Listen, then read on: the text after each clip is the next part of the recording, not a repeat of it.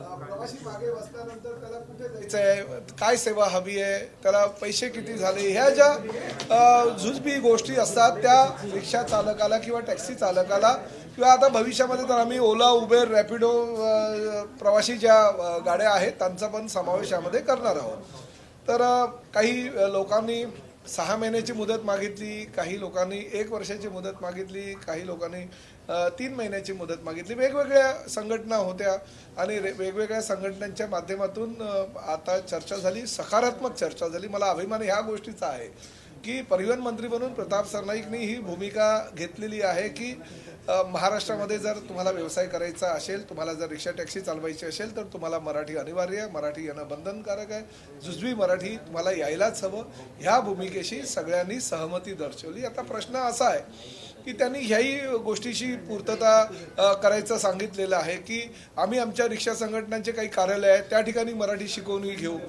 शशांक रावांनी सांगितलं जवळजवळ आमचे काही गोरेगावचं एक आमचं कार्यालय त्या ठिकाणी 70 ते 80 एका वेळेस रिक्षा चालक बसू शकतील, टॅक्सी चालक बसू शकतील, आम्ही त्यांच्यासाठी ट्युशन्स घेऊ.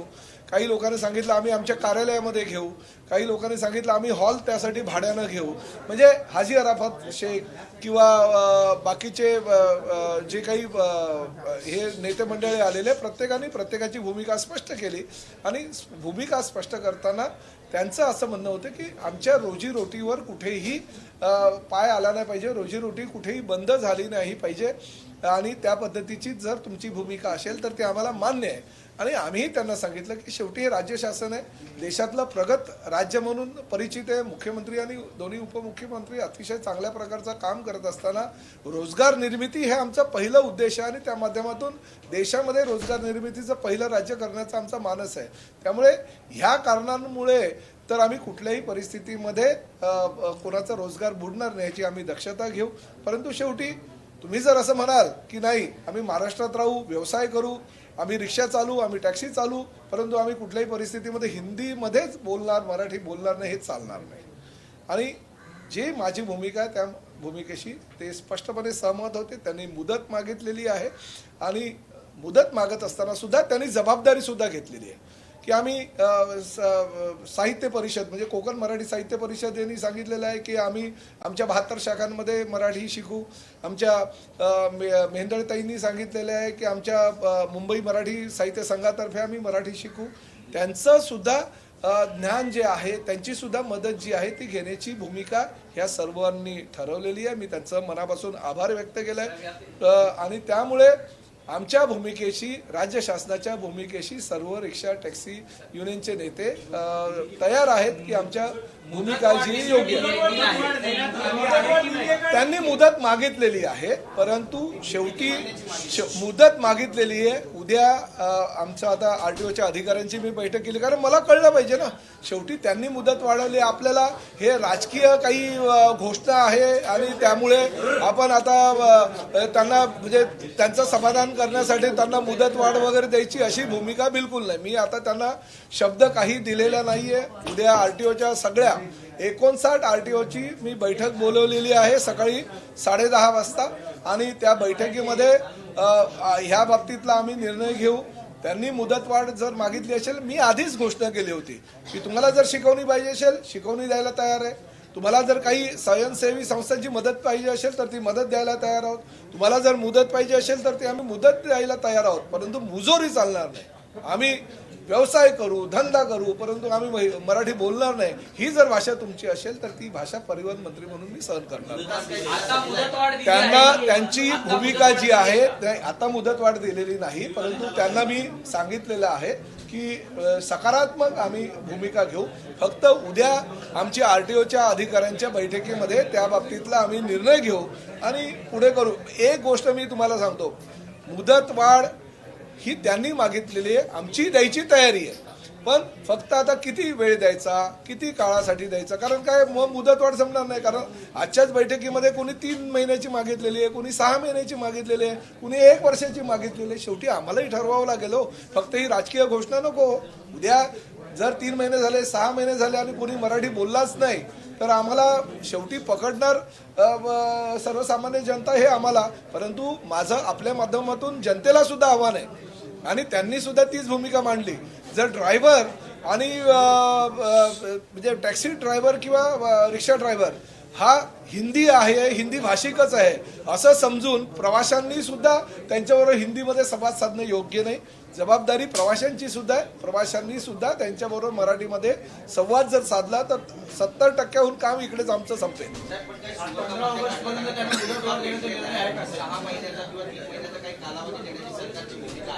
नाही, आम्ही वेळ देऊ, योग्य ती वेळ देऊ. ह्या बाबतीतला निर्णय उद्या मी घेईल. परंतु शेवटी काही आता बघा, मी मीरा भाईंदरच्या लोकप्रतिनिधींनी पत्र दिलं होतं आणि त्या पत्राच्या अनुषंगानं मी माहिती घेतली.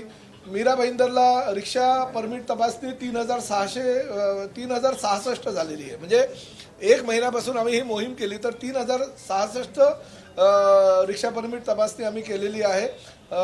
मराठी ज्ञान नसलेले त्यामध्ये 499 आम्हाला हे चालक मालक आढळलेले आहेत आणि मराठी ज्ञान असलेले 2567 आहे. म्हणजे 16.27% आजपर्यंतचा जो रिपोर्ट आहे त्याच्यामध्ये मराठी ज्ञान नसलेले रिक्षा चालक मालक आहे. म्हणजे आम्हाला हे कळलं आहे की आता बाबा एवढ्या संख्येपैकी एवढी जी पर्सेंटेज आहे ती लोक हिंदी भाषिक, म्हणजे शासनाला सुद्धा त्यांची भूमिका ठरवत असताना ह्या गोष्टींचा सरासर विचार करावा लागेल. मीरा भाईंदरला हिंदी भाषिक जास्त आहे, त्या ठिकाणी पर्सेंटेज आहे. ठाण्याला हिंदी भाषिक कमी आहे, कल्याण डोंबिवलीला हिंदी भाषिक कमी आहे, मुंबईला काही क्षेत्रामध्ये हिंदी भाषिक जास्त आहे तर काही ठिकाणी कमी आहे. आम्हाला हे सगळं नॉलेज जे आहे आमच्या आरटीओच्या अधिकाऱ्यांच्या माध्यमातून उद्या मिळेल आणि त्यासाठी आम्ही ती उद्याची बैठक लावू. नाही, बघा, मुदतवाढ काही लोकांनी 3 महिन्याची मागितली आहे, काही लोकांनी 6 महिन्याची मागितली आहे, काही लोकांनी 1 वर्षाची मागितली. आता किती मुदतवाढ द्यायची हा आता आम्ही उद्या निर्णय घेऊ. शेवटी मुदतवाढ दिल्यानंतर त्या मुदतीच्या कालावधीमध्ये ते झालंही पाहिजे ना. फक्त बैठक घ्यायची आणि मुदत मागायची, पण काही त्यातनं शक्य जर होणार नसेल तर ते नाही. आता शेवटी ही काय राजकीय घोषणा नाही. महाराष्ट्रामध्ये आणि मराठी भाषेमध्ये मराठी भाषेचा प्रचार आणि प्रसार व्हावा ही राज्य शासनाची भूमिका आहे. परिवहन मंत्री म्हणून माझी भूमिका आहे आणि मला आनंद ह्याच गोष्टीचा आहे की प्रत्येकाने परिवहन मंत्री म्हणून माझी जी भूमिका आहे ती मान्य केलेली आहे की मराठीमध्ये व्यवहार होणं गरजेचं आहे. फक्त ते जुजबी मराठी असलं पाहिजे. म्हणजे महाराष्ट्रामध्ये जर व्यवसाय करायचा असेल तर मराठी अनिवार्य आहे. ही जी माझी भूमिका आहे त्या भूमिकेशी सगळे जी नेते मंडळी आता आलेली ती सहमत आहे. मुदतवाढचा निर्णय नेमका कधी होणार आहे आणि कुठल्या उद्या ह्या संदर्भात मी बैठक घेतोय आणि त्या बैठकीनंतर निर्णय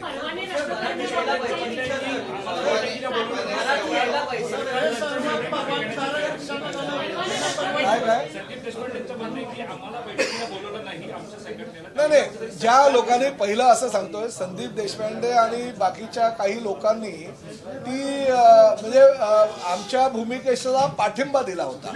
आज आम्ही बैठकीला बोलवलं, फक्त विरोध ज्यांनी केला म्हणजे शशांक राव, संजय निरुपम, हाजी अराफत शेख ह्या लोकांनी विरोध केला होता. त्या विरोध करणाऱ्या संघटनांनी बोलवलं.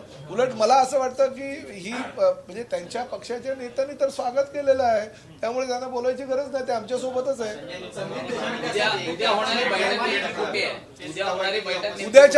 उद्या आमच्या परिवहन भवनमध्ये ही बैठक आहे. उद्याच्या बैठकीमध्ये त्या बाबतीतला आम्ही निर्णय घेऊ.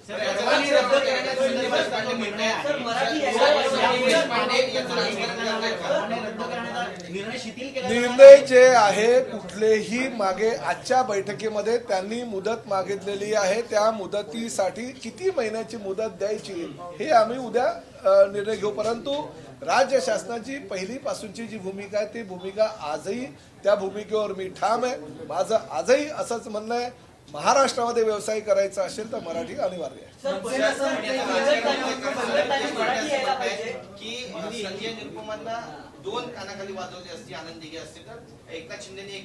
मला माझं असं म्हणणं आहे की या विषयावर मला जायचं नाही. मूळ मुद्दा बाजूला राहील आणि काहीतरी तिसराच मुद्दा मध्ये येईल. मराठीची गळचेपी ह्या सगळ्या मुद्द्यांमुळे आजपर्यंत झालेलं नाही.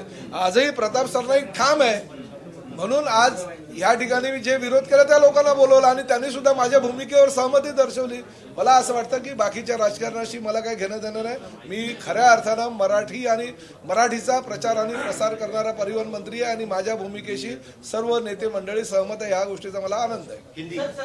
असं म्हटलं की मराठी यायला पाहिजे असं संघटनेने मान्य केलं, मात्र एवढ्या वर्ष व्यवसाय करून मराठी येत नाही म्हणून खंत व्यक्त केली की या बैठकीत? नाही, ठीक आहे. आता त्यांना खंत वाटते. काही लोक ज्या हिंदी भाषिक लोक आज जे आले होते ते सुद्धा मराठीमध्ये चांगल्या प्रकारे बोलत होते. मी प्रत्येकाला सांगितलं, शशांकराव कर्नाटकाचे आहेत मूळचे, परंतु ते कर्नाटकामध्ये गेल्यानंतर आजही त्यांनी मला सांगितलं की मी माझ्या आईशी कानडी भाषेत बोलतो. त्यामुळे त्यांच्या मातृभाषेबद्दल त्यांना प्रेम आहे, ते चांगल्या प्रकारे बोलतात. तर मी बोललो मी मराठी आहे आणि मी जर मातृभाषेवर, जसं तुम्ही मातृवर आणि मातृभाषेवर प्रेम करता तसं जर मी केलं तर वावगं काय, चुकीचं काही नाही आहे. संजय निरुपम होते, मी त्यांना सांगितलं की आधी तुम्ही हिंदी सामन्याचे संपादक होतात, तुम्हाला असं वाटलं की बाळासाहेब कदाचित मराठी सामन्याचे सुद्धा तुम्हाला संपादक करतील म्हणून तुम्ही किती अस्खलित मराठीमध्ये बोलायला शिकलात. हाजी अराफत शेख आहे, त्यांनाही मी सांगितलं की तुम्ही सुद्धा रिक्षा युनियनचे नेते आहे, तुम्ही सुद्धा किती मराठीत अस्खलित बोलतात. त्यामुळे हे हिंदी भाषिक नेते आहेत, ते मराठीमध्ये जर चांगल्या प्रकारे बोलू शकतात तर रिक्षा ड्रायव्हर आणि टॅक्सी ड्रायव्हरनी मराठीमध्ये का बोलू नये? मराठी बेरोजगार तरुणांसाठी काही विशेष कोटा ठेवणार आहे का? कारण जर का हिंदी भाषिकांना परमिट मिळायला लागली, त्यांना मराठी यायला लागला, तर मग स्थानिक मराठी तरुणांवरती अन्याय व्हायला नको या अनुषंगाने नाही, अशा प्रकारे काही कोणावर अन्याय होणार नाही आणि प्रत्येकाला रोजगार मिळेल याची जबाबदारी राज्य शासनाची आहे आणि राज्य शासन कुठल्याही परिस्थितीमध्ये हा मराठी भाषिक तो हिंदी भाषिक ह्याचा रोजगार याला मिळाला पाहिजे त्याला मिळाला नाही पाहिजे हे मत राज्य शासनाचं नसतं. ज्याला रोजगाराची गरज आहे त्याला राज्य शासन पुढाकार घेऊन रोजगार मिळवून देण्याचा प्रयत्न करतं.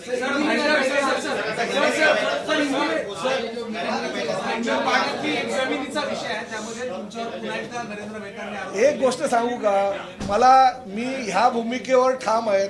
आता हा मुद्दा नरेंद्र मेहतानीच घेतलाय ना आणि त्यांनीच पत्र दिलं, त्याच पत्राच्या आधारे हे सगळी आमचा म्हणजे जे मीरा भाईंदरला रिक्षा परमिट तपासणीची जी मोहीम आहे त्यांच्याच पत्रानुसार चालू केलं. त्यांनी दिलं पत्र आणि त्यानुसार ती मोहीम चालू केली. त्यामुळे कुठला तरी मुद्दा डायव्हर्ट करण्यासाठी जर कोणी काही करत असेल ना, मी अशा लोकांना भीक घालत नाही आणि मी स्पष्टपणे सांगतो, बऱ्याच लोकांना असं वाटत होतं हे पुढे जाणार, हे मागे फिरणार, हे आता काय मराठीचा मुद्दा सोडून देणार. प्रताप सरनाईक ठाम आहे या भूमिकेवर. कुठल्याही परिस्थितीमध्ये महाराष्ट्रामध्ये जर व्यवसाय करायचा असेल, तुम्हाला जर काम करायचं असेल तर मराठी अनिवार्य आहे, मराठी यायलाच पाहिजे.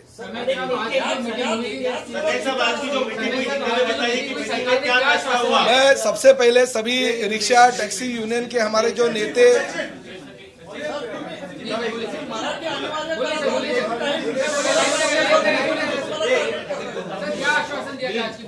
मैं सभी हमारे रिक्शा टैक्सी संगठनों के जो प्रतिनिधि हैं उनका दिल से स्वागत करता हूं. हमने जो राज्य शासन के माध्यम से निर्णय लिया कि रिक्शा चलाने वाले, टैक्सी चलाने वाले जो भी लोग हैं, जो भी ड्राइवर है, उनको मराठी आना चाहिए और उस माध्यम से हम कोशिश कर रहे थे. कुछ हमने ड्राइव लिया और ड्राइव में मालूम भी पड़ा कि कितने लोगों को मराठी आता है, कितने लोगों को नहीं आता है.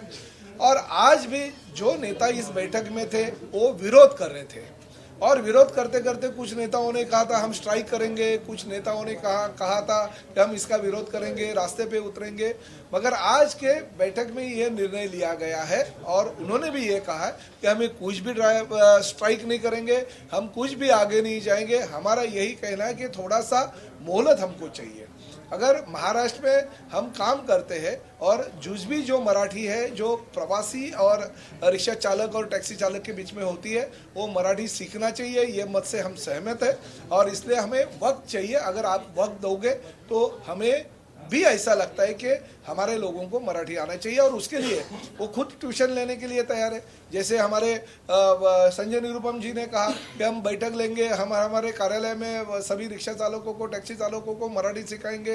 हाजी अराफत शेख ने कहा है कि हम वहाँ पे अच्छी तरह से हम हॉल लेंगे, हॉल में मराठी सिखाएंगे. हमारे विक्रम प्रताप सिंह ने कहा कि हम भी सभी रिक्शा चालकों को मराठी सिखाने की कोशिश करेंगे. हमारे शशांक राव ने कहा कि हमारी यूनियन की जो कार्यालय है वो कार्यालय में हम हमारे टैक्सी और रिक्शा चालकों को बिठा के उनसे मराठी पढ़वा लेंगे, रिक्शा सिखाएंगे उनको मराठी। और खासकर हमारे जो कोकण मराठी साहित्य परिषद है, उन्होंने उनकी 72 शाखाओं में मराठी जो है वो सिखाने की जो उनकी कामना है वो हम पूरी करेंगे। मुंबई मराठी साहित्य परिषद है, उन्होंने कहा था कि हम भी मराठी सिखाएंगे। तो ऐसे हमारे मराठी साहित्यिक लोग भी सामने आ रहे हैं, वो भी मराठी सिखाने के लिए तैयार है। तो ऐसी परिस्थिति में मेरा ये कहना है कि आज की जो बैठक हो गई बहुत ही अच्छी हो गई। सिर्फ हमें यह निर्णय लेना है, क्योंकि मराठी सीखने के लिए अगर लोग तैयार है तो राज्य शासन की यही भूमिका है कि किसी भी हालत में हम उनको मराठी सिखाने के लिए प्रवृत्त करेंगे। वो मराठी सीखने को तैयार है। अगर उन्होंने टाइमिंग मांगा है, किसी ने 3 महीने का मांगा है, किसी ने 6 महीने का मांगा है, किसी ने 1 साल का मांगा है, हम टाइमिंग देने के लिए पहले भी तैयार थे और आज भी तैयार है। मगर कोई अगर ये कहेगा कि नहीं हम सीखेंगे नहीं, मगर हम धंधा भी करेंगे, व्यवसाय भी करेंगे महाराष्ट्र में, मगर मराठी हम तैयार ही नहीं होंगे सीखने के लिए, तो ये नहीं चलेगा। महाराष्ट्र में अगर आपको व्यवसाय करना होगा, महाराष्ट्र में अगर आपको काम करना है, महाराष्ट्र में अगर प्रवासी गाड़ियाँ जो आपको चलानी है, तो हमको मराठी आना चाहिए, या हमारी भूमिका है। ये भूमिका से ये सहमत थे, इसलिए मैं उनका आभार व्यक्त करता हूँ। अभी ऐसा है कि मीरा भाईंदर का रिपोर्ट आया, क्योंकि पहली तो मांग मीरा भाईंदर से हुई थी, मीरा भाईंदर के स्थानीय लोक प्रतिनिधि ने कंप्लीट की थी। इसकी वजह से हमें ये जो निर्णय है वो निर्णय लेना पड़ा। कल आरटीओ की सभी हमारे 59 जो आरटीओ है सभी जगह से हमने रिपोर्ट मंगाए, सबके रिपोर्ट आने के बाद हम निर्णय लेंगे। मगर शासन सकारात्मक है, शासन ने ऐसा कहीं नहीं कहा कि नहीं जबरदस्ती आपको आज के आज ये निर्णय लेना पड़ेगा।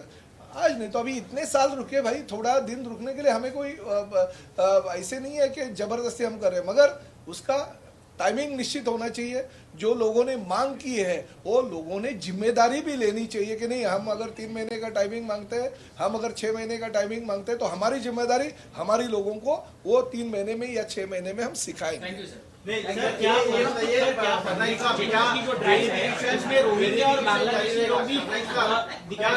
ये भी मैं आपको यही कहना चाहता हूँ कि ये सिर्फ मराठी का ये अलग मुद्दा है, मगर जो आरटीओ की जिम्मेदारी है, अगर गलत तरीके से कोई अगर डॉक्यूमेंट्स लिए हैं जिसमें रोहिंग्या बांग्लादेशी या कुछ गलत लोग हैं जिन्होंने कंप्लेंट आई है, 1-1 6-6 8-8 परमिट है, तो इसकी जो जानकारी है वो तो हमारी चेकिंग तो रेगुलर होती रहती है और उसके ऊपर हम कार्रवाई करते ही रहते। तो रोहिंग्या बांग्लादेश है क्या ऐसे मिलेंगे? अभी तक तो नहीं मिले, मगर मिलेंगे तो जरूर उनको उनके गांव भेज देंगे, पुलिस उनके ऊपर FIR करेगी। तुम्ही मराठी अनिवार्य करता म्हणून काही हिंदी भाषेची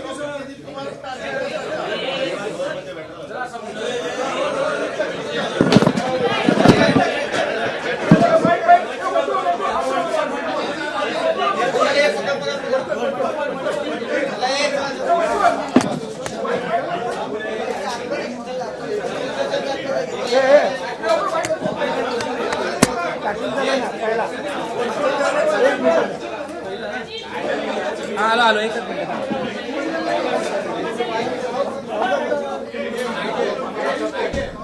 देऊन ठेव ना.